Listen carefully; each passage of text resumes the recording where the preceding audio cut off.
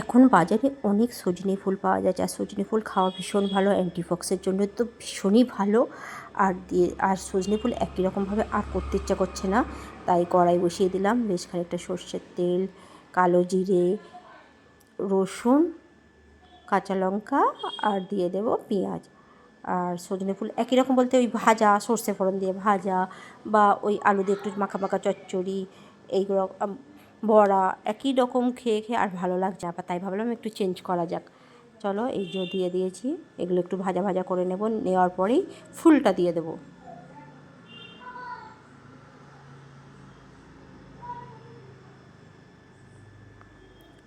একে বাবু স্কুল থেকে এসে যাবে, তাই রান্নাগুলো আগে গুছিয়ে নিই।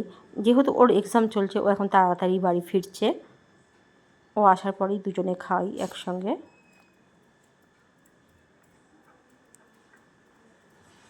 পেঁয়াজগুলো অনেকটা নরম হয়ে গেছে, আর রসুনটাও দেখুন গোল্ডেন ব্রাউন হয়ে গেছে। এবার আমি দিয়ে দিচ্ছি ফুলগুলো। ফুলগুলো যতক্ষণ না নরম হয় তার আগে নামাবো না, একটু বেশ ভালো করে ভাজা ভাজা করে নেব। এবার দিয়ে দেবো স্বাদ মতো নুন, আর দিয়ে দেবো হলুদ গুঁড়ো, দিয়ে দিলাম, দিয়ে নাড়াচাড়া করে নেব ভালো করে।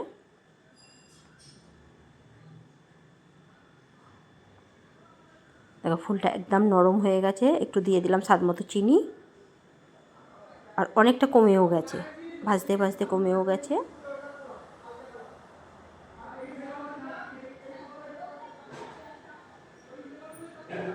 আজকে খাবো সজনে ফুলের ভর্তা। চলো, ভর্তা তো অনেক কিছু খেয়েছি, এই শীতে ভর্তা মোটামুটি অনেক রকমই হয়ে গেছে। লাস্ট চলো দেখা যাক, লাস্ট বলছি না, ভর্তা যখন তখনই খাওয়া যেতে পারে। আজকে সজনে ফুলের ভর্তা করব, আর এর মধ্যে দিয়ে দেবো পোস্ত, কাঁচা পোস্ত। ওয়াও, দারুণ, জাস্ট জমে যাবে। কেউ বাটতে শুরু করে দিয়েছি শিলনোড়ায়, বাটা হয়ে গেছে। এবার তুলে নেব, আর দিয়ে দিলাম ওপর থেকে সর্ষের তেল। আর দেখে যা লাগছে না, ভাতটা জাস্ট অসাধারণ জমে যাবে। আমার তো মনে হয় আজকে আর কিছু লাগবেই না, এইরকম সুন্দর যদি ভর্তা হয়। দেখো নিয়ে নিয়েছি,